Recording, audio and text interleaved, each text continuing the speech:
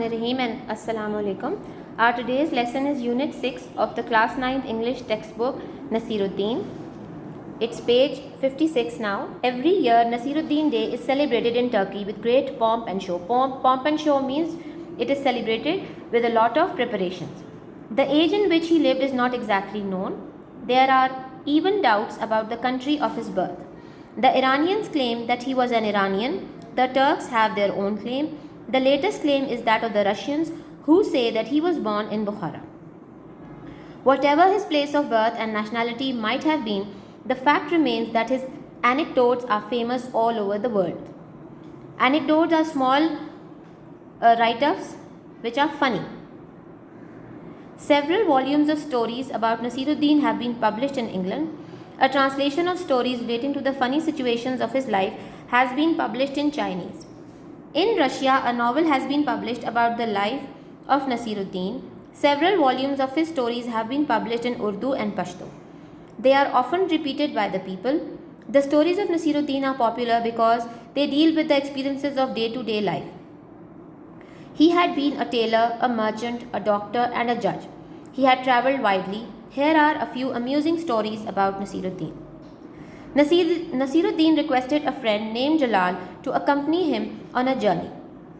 "Only on one condition," said Jalal, "that you lend me your cloak because mine is worn out." Nasiruddin gave a new and very fine cloak to Jalal.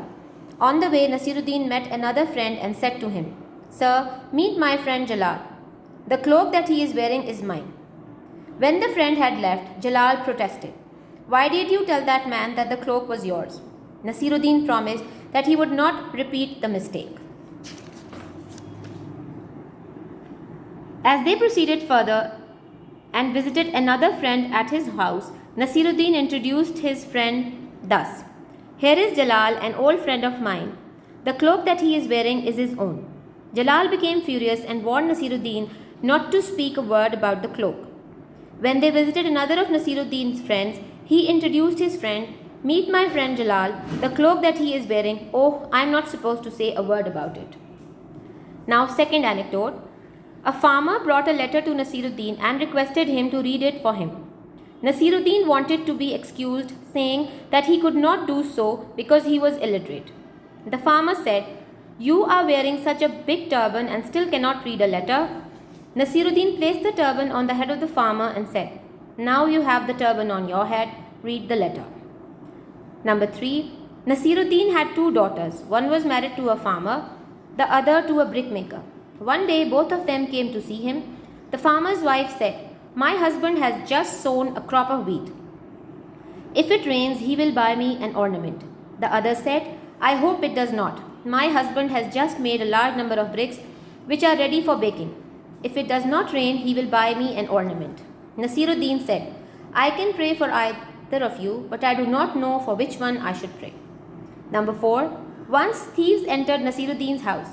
He hid himself in a cupboard. The thieves, after ransacking the house, reached the cupboard and opened it. They asked him why he was hiding himself.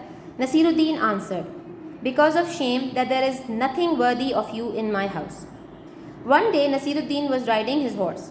The horse took fright and started to gallop. A person asked Nasiruddin where was he going so fast. "Do not ask me, ask the horse," he replied. Number 6. Once Nasiruddin was very angry with his wife. His wife asked him to go out and walk on the road. When he had walked for 2 days, he met a man going towards his house. Nasiruddin said to him, "When you reach my house, please ask my wife whether I should continue walking." Number 7. Someone asked Nasiruddin about his age. He answered, 3 years older than my brother." "How?" the man asked. "My brother told someone that I was 2 years older than him. Since 1 year has passed when he said that, it means that now I am 3 years older than him. If I grow at this rate, I shall soon be his grandfather." Number 8. Nasiruddin went to see a rich man. "Give me some money," he requested. The rich man asked why. Nasiruddin said, "I want to buy an elephant." "If you have no money, you can't afford to keep an elephant," replied the rich man. "I came here," said Nasiruddin, "to get money, not advice." Number 9. Nasiruddin climbed into someone's kitchen garden and started filling a sack with everything that he could lay his hands on. The gardener saw him and came running. "What are you doing here?" he asked. "I was blown here by a wind," replied Nasiruddin. "And who uprooted the vegetables?" asked the gardener. "I caught hold of them to stop myself being swept along." "And how come that there are vegetables in that sack?" "That is just what I was wondering about when you interrupted me," Nasiruddin said. Number 8. A neighbor called on Nasiruddin and said, "I want to borrow your donkey." "I'm sorry," said Nasiruddin, "but I have already lent it out." As soon as he had spoken, the donkey brayed. The sound came from Nasiruddin's stable. "But Nasiruddin, I can hear the donkey in there," the man said. As he shut the door in the man's face, Nasiruddin said with dignity, "A man who believes the words of a donkey in preference to my words does not deserve to be lent anything." Now on page 59 we have hard words.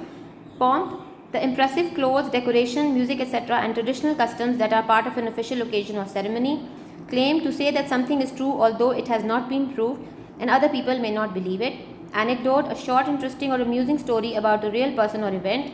Merchant, a person who buys and sells goods in large quantities, especially one who imports and exports goods. Cloak, a type of coat that has no sleeves, fastens at the neck and hangs loosely from the shoulders, worn specially in the past.